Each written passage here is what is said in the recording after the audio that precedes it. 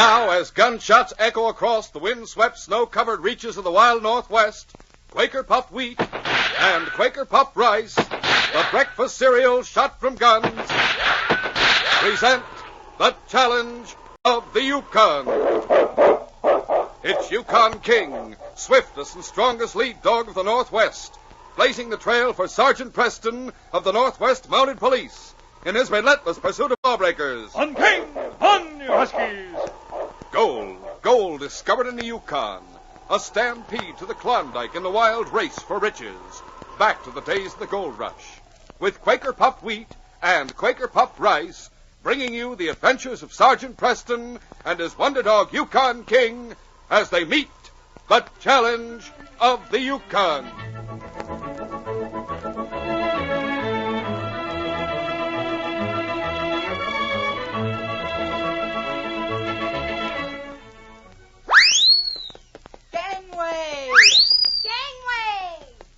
Man, oh man, those kids are in a hurry. And no wonder. They know Mom's serving a breakfast of swell-tasting Quaker Puffed Wheat or Quaker Puffed Rice. These ready-to-serve grains of premium wheat or rice are actually exploded up to 8 times normal size to make them crisp and tender. Yes, wheat or rice shot from guns really hits the spot. Don't miss out tomorrow morning. Enjoy this breakfast treat. Quaker Puffed Rice. Or Quaker Puffed Wheat.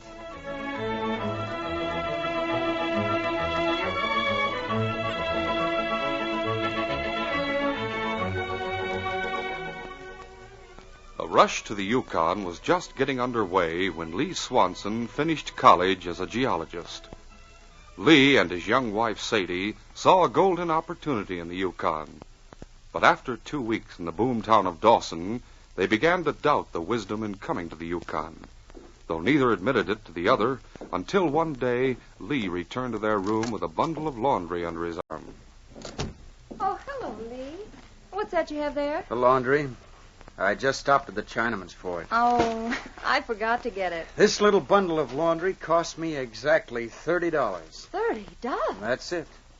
And you can't blame the Chinaman. He has to pay high prices for everything, too. In fact, he apologized for having to charge me so much. Well, I should think he would apologize. But, honey, I couldn't pay it. I only had $20 on me. He let me owe him the rest until I get a job. Then you didn't get a job, Lee? Oh, it's the same old story. I've heard it every day since I got here. No one's hiring geologists with no experience. Oh, Lee, you could find gold for them if they'd give you just one chance. I know I could, but they don't think so. So, Sadie, the best thing you and I can do is head back to the States. I'll not do it. I'll not go back. You'd never get a job as a geologist if you went back and admitted you failed here. Well, that's true, honey, but what am I going to do about it? You're going to find gold yourself.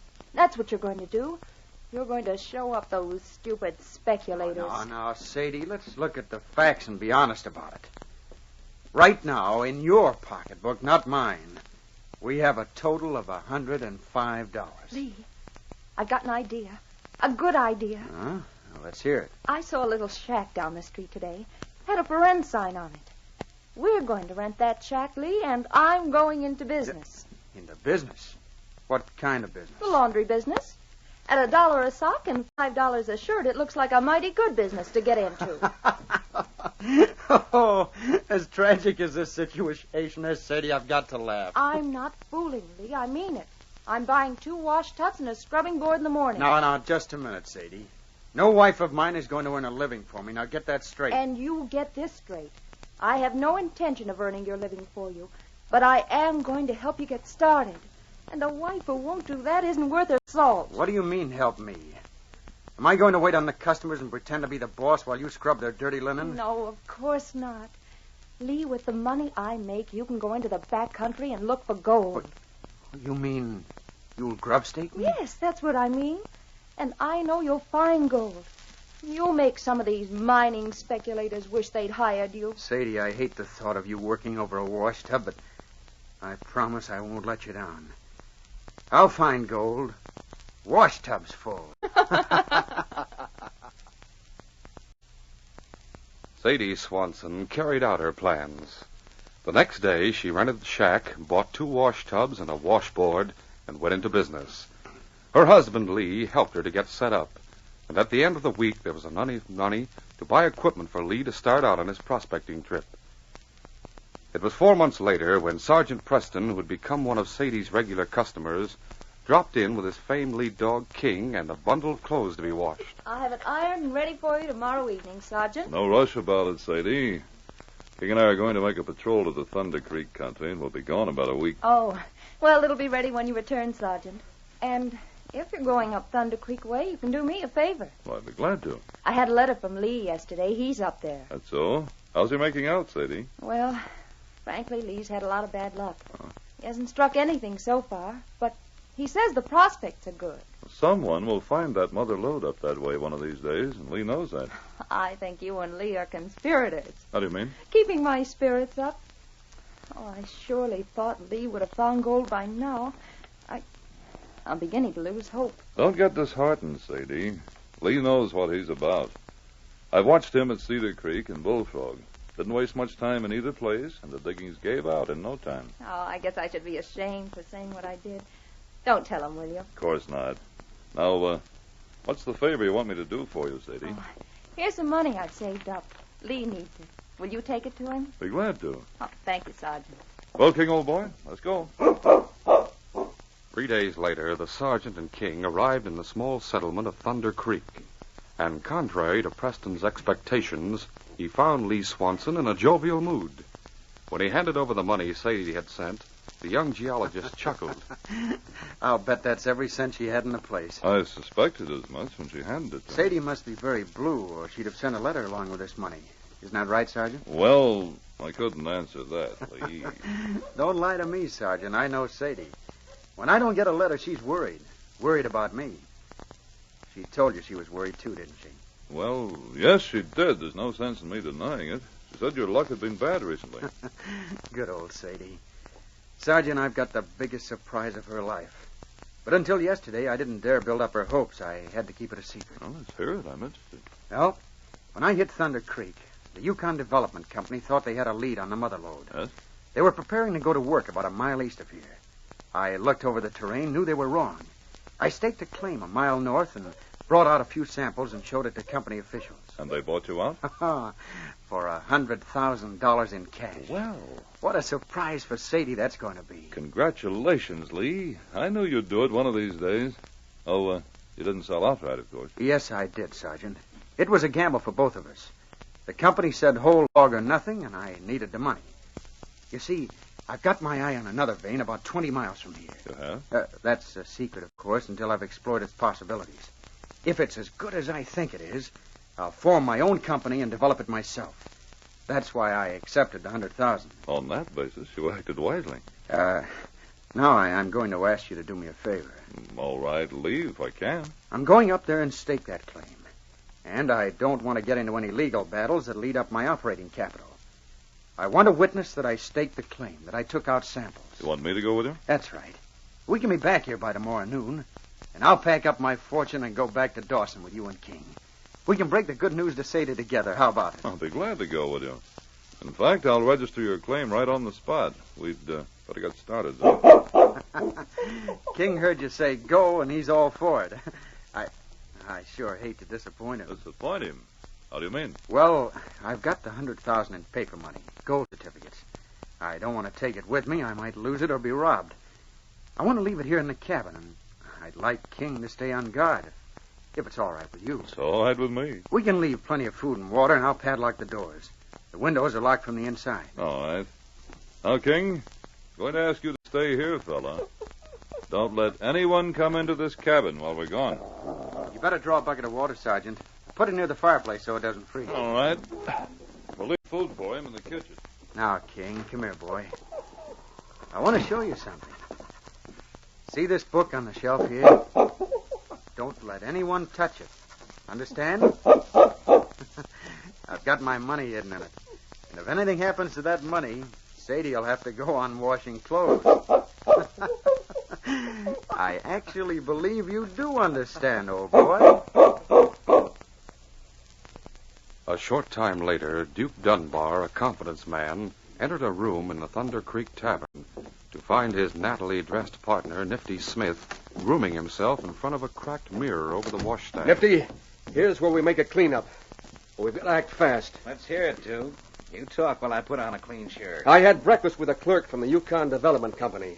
He says the company bought a rich claim from that young geologist yesterday. That fella Swanson? Yeah, paid him $100,000 in gold certificates. Swanson's no sucker. We'd never be able to sell a salted mine to him. I'm not aiming to try. Less than 10 minutes ago, I saw Swanson and that Mountie, Sergeant Preston, head east out of town. They were carrying blanket rolls and grub packs. Mountie, what's he doing in town? He's here on patrol, that's all. Now, will you shut up and listen? Okay, go on. I saw the Mountie when he and his dog hit town about an hour ago. But the dog didn't leave with Preston and Swanson. What's that got to do with this cleanup we were going to make? It means that Swanson left that money in his shack. Huh? Sure, the dog's guarding it. You can bet on it. Well, it'll be like taking candy from a kid. It'll be that easy. Just a minute, Duke. I've heard plenty about that dog, and he's bad when he wants to be. He'd tear us apart if we tried to get into that cabin, and we don't dare shoot him. A shot would start a riot in this village. Yeah, I know. I thought of all that. Here. See this?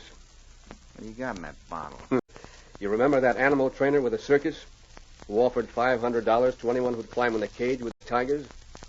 You know, the one down in Georgia. Oh, yeah. Now I'm beginning to get you. A country chump stepped in the cage, and the big cats ran from him. Oh, sure, I remember. He doused his clothes with chloroform. Yeah. His cats wouldn't get near him. Well, this is chloroform. Where'd you get it? The mining company's infirmary. Made out like I had an aching tooth. Here, I'll take this dirty shirt you just took. Hey, lay off that shirt. It's my lucky shirt. I wear it when I play I cards. won't hurt it. I'll get your skeleton keys and let's get going. I got them in my pocket. But what are you going to do with my shirt? I'll show you, Nifty. Now, come on. We'll continue our story in just a moment.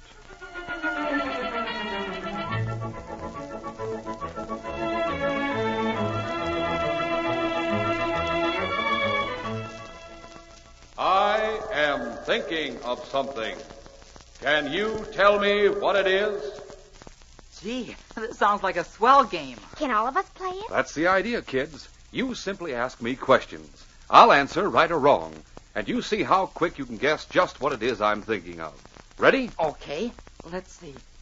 Is it something famous? Right, Billy. We all know about it. Gosh, could you give us a hint? Just a little one. Well, I really shouldn't, but, well, it's good. You mean good to eat? Uh-huh, real good. And good for you, too.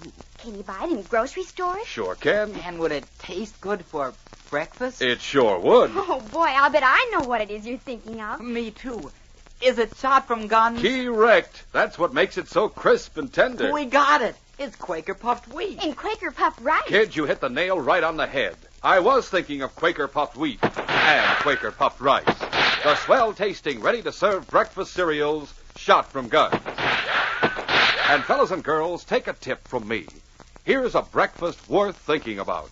It's a bowl full of Quaker puffed wheat or Quaker puffed rice, swimming in milk or cream, and topped with your favorite fruit. Like, say, sliced bananas. Man, oh man, you'll say there's no beatin' this eatin'. From first to last delicious spoonful, wheat or rice shot from guns hits the spot. Remember, Quaker puffed wheat and Quaker puffed rice, both swell kinds, are actually exploded up to 8 times normal size to make 'em crisp and tender. They're shot through and through with keen nut-like flavor, too. Wheat or rice shot from guns is never sold in bags or bulk. Ask Mom to get the big red and blue package with the smiling Quaker man on the front. He's your guarantee that you're getting the one and only Quaker puffed wheat and Quaker puffed rice.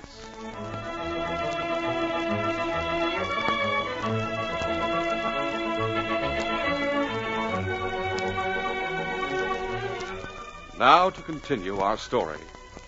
Lee Swanson's shack was located at the edge of town, and the street was practically deserted when Duke and Nifty reached it. They heard nothing until Nifty brought from his pocket the set of skeleton keys with which they planned to open the padlock on the door. Yeah, I hear him. I knew he was in there. I hear him. I sure hope that chloroform trick works as good on him as it did on those tigers. Oh, well, I'll get that lock open. It took but a few moments to find the key that fitted the padlock. But Nifty hesitated to open the door. Duke was pouring the pungent liquid on the lucky shirt. You ready? Yeah, just a minute. I'll hold the shirt on the end of this stick. Now, just open that door a little. Let him get a sniff of this. It's... Hope you don't chew your arm off. Here, boy. Here, come on. Take a sniff here. What'd I tell you, Nifty? Hear him back up? Now open the door wide and let's get in there before someone sees us. You first, Duke. I'll keep you covered with my gun just in case that stuff doesn't work. Like the ferocious tigers of the circus, King feared no man or beast. Many times in his life, the great dog had faced death in fights with men and beasts, with never a thought for his own safety. Here, boy, here. But instinct told him that this strange odor was something he could not fight, something that numbed the senses, something that killed strangely but surely. That's it. The law of self-preservation is the strongest of all instincts in men and beasts. King fearfully obeyed it. That's it, doggy. Just keep backing toward that kitchen door.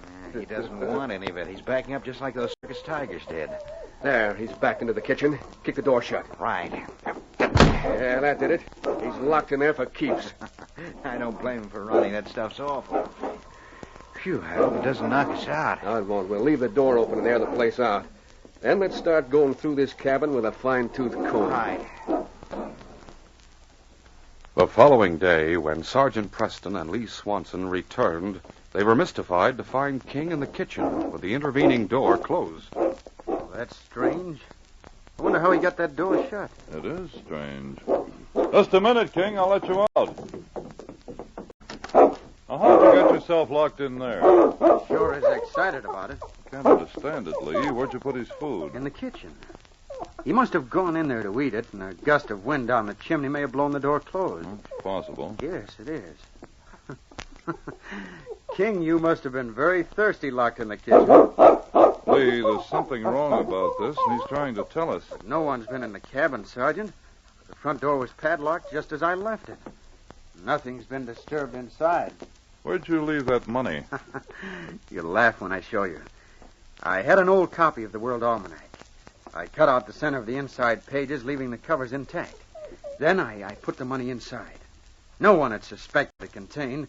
It's right there on the shelf with my geology books. I don't see it. What? Hey, it's not here. It's gone. What's the matter, King? He saw me put the almanac on the shelf just before we left. Now he's pouring in the ashes. Just a minute there, fella. This part of it, Lee? Let's see. Yes, that's it. It's been burned. And my money was in it, my fortune. King, I wish you could tell us how that almanac got there. I'll tell you how it got there. He's trying to tell us that he did it. That's what he is. Just a minute, Lee. King wouldn't destroy anything. Don't accuse him of it. I will accuse him. He saw me put the almanac on the shelf. He got it off the shelf and played with it, then tossed it into the fire. I don't believe it. Of course you don't. You don't want to believe it. To you, that dog can do no wrong. But I say he's no different than any other dog. Oh, my money, it's gone, and it's King's fault. Instead of losing his temper, Sergeant Preston put his arm around the young geologist and forced him into the chair, reasoning with him as he did. You haven't lost your fortune, Lee. You say the money was in gold certificates? Yes. The mining company will have a record of it. And if it doesn't, the banks in Dawson will. You and I can testify as to what happened. Now, it'll take time, perhaps a couple of months, but your money will be replaced. Yeah, red tape. I know what that is. And the case is going to be hard to prove. All we can do now is go back to Dawson and present a claim for it. Yes, that's all. Oh, how I hate to break this bad news to Sadie. 3 days later, Lee Swanson was tending counter in his wife's little laundry as she ironed nearby. The door opened, and a uniformed bellboy from the Klondike Hotel entered carrying a small bundle under his arm. Could you do a rush job of washing and ironing this shirt? How about it, Sadie? Well, I'm very busy right now. Would tomorrow morning be quick enough? No, I'm afraid not, Miss Swanson. Belongs to one of the customers at the hotel. Said he wanted to get into a card game tonight. And well, he says this is his lucky shirt. Never plays cards without it. Oh, pardon me while I open the door. That dog wants in. Oh, I'll open it, Mr. Swanson. All right. Oh, it's a Mounties dog. Oh, he's come for Sergeant Preston's laundry. The sergeant left it a week ago. This is the smartest dog in town. I'll disagree with you on that. Now, Lee, don't say that. Hey, look out. King, put that down. Leave it alone. Stop him. Give me that shirt. Well, can you beat that? Oh, let's come over, King. He grabbed that shirt right off the counter and ran with I it. told you that dog couldn't be trusted. Now maybe you and Preston will believe me. He's got me in a jam.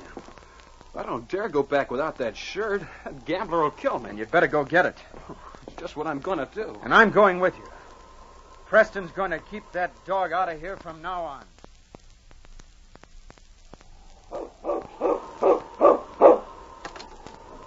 Here, fella. Where'd you get that shirt? That's not mine.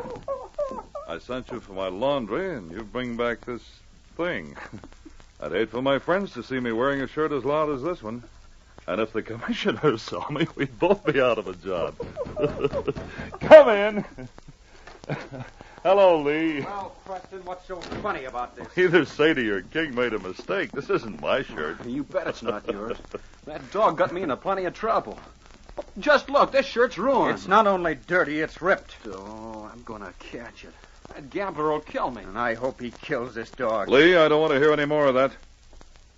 I presume King has made a mistake, but I'll pay for this circus poster you call a shirt. Now, what's this all about? The bellboy from the Klondike Hotel explained what happened as Lee Swanson and Sergeant Preston listened in silence. What do I tell the gambler, Sergeant? Just what you've told me, and I'm going along with you to pay him for the shirt. Come on, King.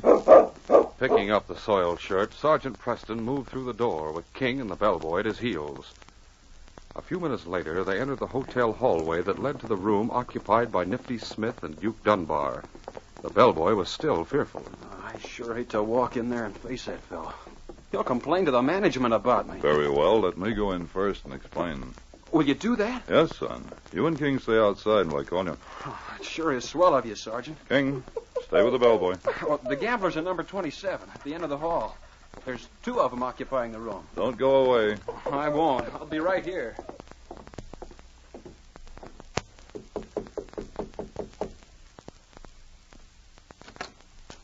Yeah? What do you want, Mountie? May I step inside? For? Well, something happened to the shirt you sent to be laundered. I want to explain it. My shirt? Yes, here it is. Okay, come in. What's the matter? This is my partner. Hi there, Molly. Hello. Now, what about this shirt? You sent it to the laundry, I understand. Sergeant Preston briefly sketched the story as it had been told to him by Lee Swanson and the bellboy, and was somewhat relieved when the two men, both of whom had greeted him coldly, now burst into laughter. I'm glad you're not as angry as the bellboy thought you'd be. However, I insist on paying for the damage. Paying for it? Why, Sergeant, I wouldn't think of taking money from you. I haven't had a laugh like this in a year. It's worth the price of the shirt. Ah, you just go right along, Sergeant. Forget all about it. Nifty was joshing the bellboy about it being his lucky shirt. Wasn't you, Nifty? Sure I was. That's an old shirt, not worth a cent. Will you explain to the bellboy you're not going to have him fired? He's really worried. Sure, we'll tell him when we see him. Don't you worry about it. He's right outside here. Why didn't he come in with you? I left him with my dog, King. He was afraid to come in. King. Wait, don't call the boy. Why not? You said you'd explain to him. But it's not necessary. You tell him. We don't want to be bothered with him. Just tell him to forget it. He'd rather hear it from you. No, don't open it. Shut up, Nifty. All right, come on in. Yes, Sergeant? These gentlemen have something to tell you. Get away. Get him off. King, down, boy. I'm getting out of here. Run, Nifty. Just a minute. Hold on there. Let go of me. I'm getting out of here. That dog's a killer. He sure is, Sergeant. He jumped that man for no reason. Let go of me. I'll sue you for this. If you're in such a hurry to get away from King, why do you have to take that suitcase? Let go of me. I'll sue you. Let go of Mountie. A gun. I'll use it. Take him, King! Oh, no. Hold him, King. I was expecting that.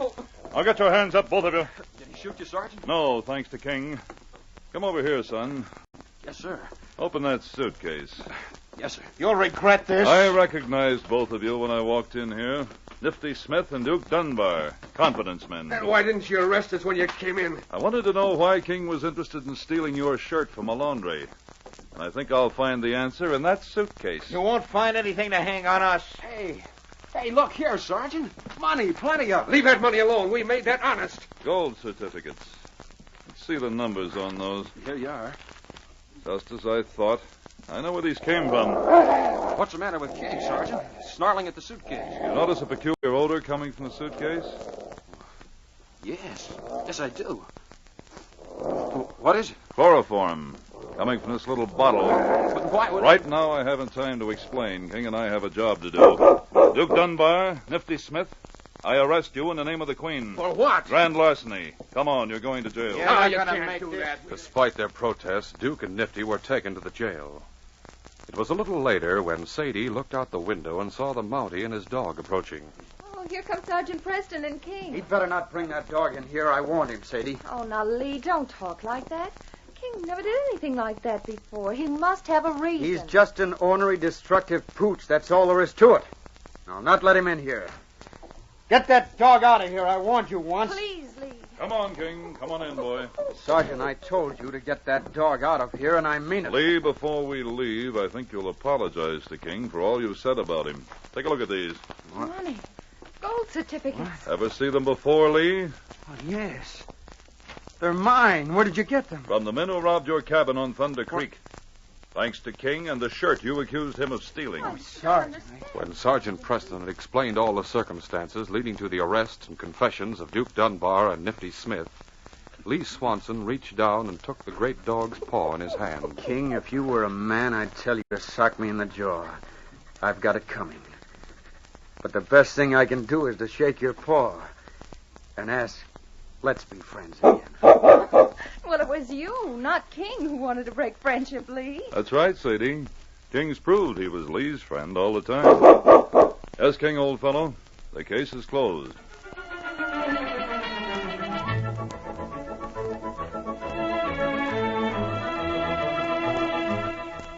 In just a moment, Sergeant Preston will give you a preview of Wednesday's adventure.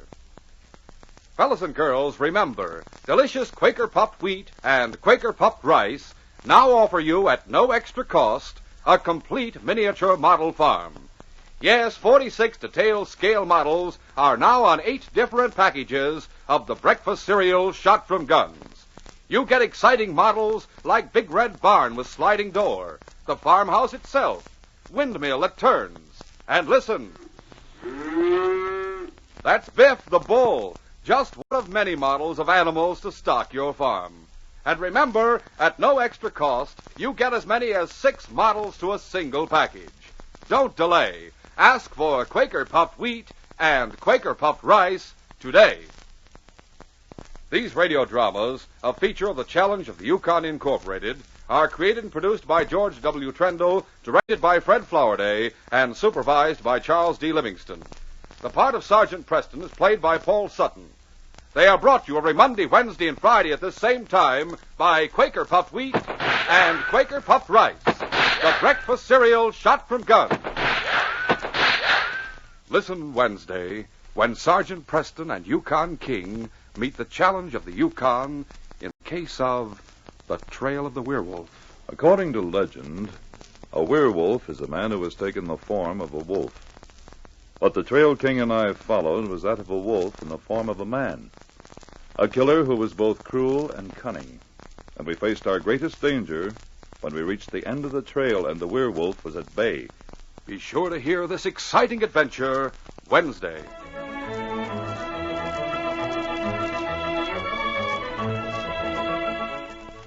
Boys and girls, if your dog could talk, I bet he'd ask for kennel ration. You know why? Because kennel ration is one dog food that is made with lean red meat, choice cuts of U.S. government-inspected horse meat. Have Mom open a can. Notice the appetizing aroma. You can actually see the chunks of meat. And Mom will be glad to know that kennel ration helps develop a thick, glossy coat that dirt won't cling to. Ask for kennel ration, first in canned dog food.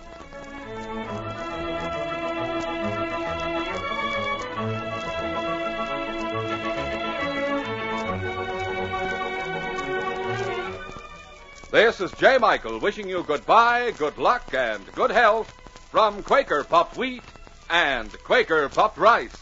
So long. This is ABC, the American Broadcasting Company.